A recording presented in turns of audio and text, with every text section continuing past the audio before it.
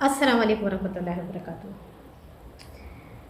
ہم انسان اس دنیا میں رہتے ایسے ہیں کہ ہمیں ہمیشہ یہاں رہنا ہے، اور چلے ایسے جاتے ہیں جیسے کبھی ہم اس دنیا میں رہے ہی نہیں۔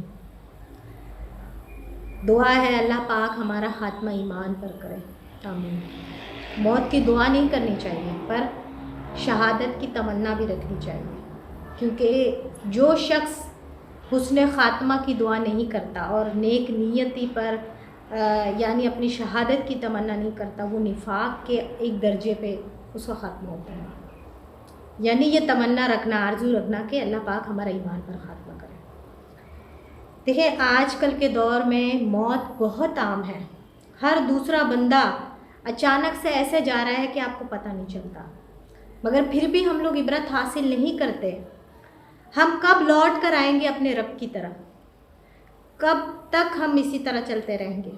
آپ کو پتہ ہے روز صبح وہ رب ہمیں ایک موقع دے رہا ہے، وہ اس انتظار میں ہے کہ شاید میرا بندہ پلٹ آئے میری طرف، مگر مجھے نہیں پتہ ہم کس چیز کے انتظار میں لگے ہوئے ہیں، کس چیز کے انتظار میں بیٹھے ہیں۔ ہم سمجھتے ہیں ابھی تک ہمارے پاس بہت وقت ہے، بڑھاپے میں ہم عبادت کر لیں گے، جبکہ یہ جوانی کو غنیمت سمجھیں، کیونکہ عرش کے سائے کے تلے جو لوگ ہوں گے نا، ان میں سے ایک یہ بھی ہوگا جوان، جس نے اپنی جوانی اللہ کی عبادت میں گزاری اور وہ اللہ کی عبادت میں لگا رہا۔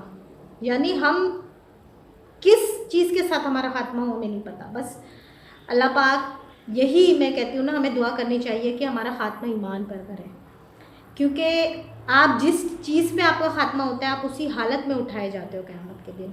بس یہ دعا کریں کہ کسی غلط کام میں انوالو ہو کر یا کسی غلط کی طرف جاتے ہوئے آپ کا خاتمہ نہ ہو۔ اللہ پاک ہمیں ایسی بری موت سے بچائے، کیونکہ بہت سے لوگ اچھے چل رہے ہوتے ہیں، نیکی پہ چل رہے ہوتے ہیں، مگر آخر میں ان کا خاتمہ برے اس سے ہوتا ہے، اور جس لیول پہ آپ کا خاتمہ ہوتا ہے اسی پہ اٹھائے جاتے ہیں۔ یہاں میں آپ کو ایک اسٹوری سناؤں حضرت موسیٰ کی، کہ حضرت موسیٰ علیہ السلام کے پاس ایک بار ملک الموت آتے ہیں۔